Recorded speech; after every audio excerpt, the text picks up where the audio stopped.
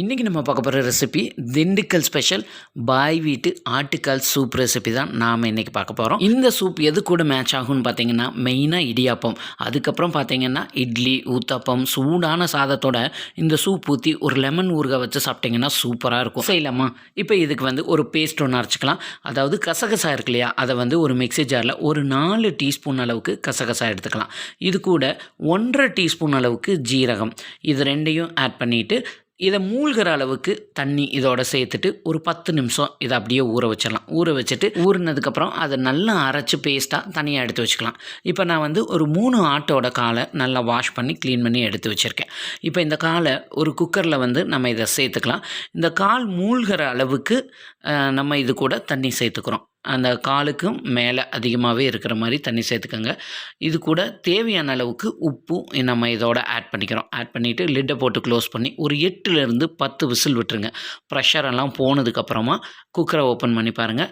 அதுக்கப்புறம் நீங்கள் நல்லா வெந்திருக்கான்னு இதை நீங்கள் செக் பண்ணிக்கோங்க. அப்படி ஒன்றும் வேகலை, நல்லா சாஃப்டாக வெந்திருக்கணும்.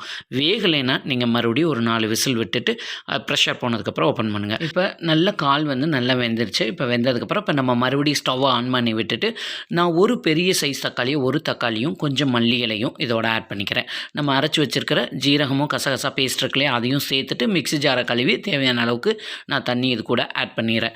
இது கூட ஒரு 1/2 டீஸ்பூன் அளவுக்கு மஞ்சள் தூளும், மல்லித்தூள் ஒரு 4 டீஸ்பூன் அளவுக்கு, அதாவது சூப்போட திக்னஸ்க்கு ஏற்ற மாதிரி நம்ம மல்லித்தூள் இது கூட ஆட் பண்ணிக்கணும். நான் 4 டீஸ்பூன் ஆட் பண்ணியிருக்கேன். இது கூட 2 இன்ச் அளவுள்ள பட்டையில் 5 பட்டை, 4 ஏலக்காய், 4 கிராம்பு அதையும் பவுட்ரு பண்ணி அந்த பவுடரையும் இதோட ஆட் பண்ணிக்கணும். இப்போ ஒரு 15 சின்ன வெங்காயத்தை பேஸ்ட்டாக அரைச்சி அந்த சின்ன வெங்காய பேஸ்ட்டு இதோட ஆட் பண்ணிவிட்டு ஒரு 2 டீஸ்பூன் அளவுக்கு இஞ்சி பூண்டு பேஸ்ட்டும் ஆட் பண்ணிவிட்டு தேவையான அளவுக்கு உப்பும் ஆட் பண்ணிக்கிறோம். ஆல்ரெடி நம்ம கால் வேக வைக்கும் போதே கொஞ்சம் உப்பு சேர்த்துருக்கோம்.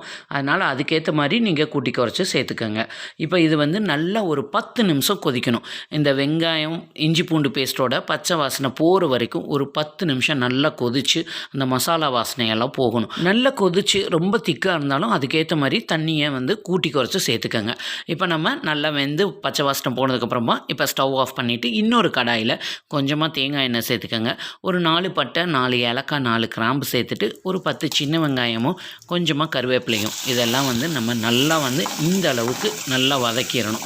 வதங்கினதுக்கப்புறமா நம்ம அந்த சூப்போட இதை ஆட் பண்ணிட்டோம்னா அந்த ஃப்ளேவரே தனி. இந்த தேங்காய் எண்ணெயில் தாளித்து ஊற்றுனீங்கன்னா இந்த ஃப்ளேவர் ரொம்ப நல்லாயிருக்கும்.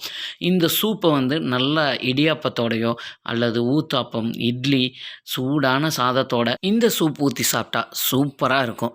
கண்டிப்பாக இந்த ரெசிபியை நீங்கள் ட்ரை பண்ணி பாருங்கள். இந்த சூப்போட ஸ்பெஷல் என்னன்னு பார்த்தீங்கன்னா திண்டுக்கல் ஸ்டைலில் சீரகமும் கசகசாவும் வச்சு இந்த பேஸ்ட் அரைச்சி செய்கிறது தான் இதோட ஹைலைட். இந்த டேஸ்ட் ரொம்ப சூப்பராக இருக்கும். கண்டிப்பாக ட்ரை பண்ணி பாருங்கள். வீடியோ பிடிச்சிருந்தால் லைக் பண்ணி சப்ஸ்கிரைப் பண்ணிடுங்க.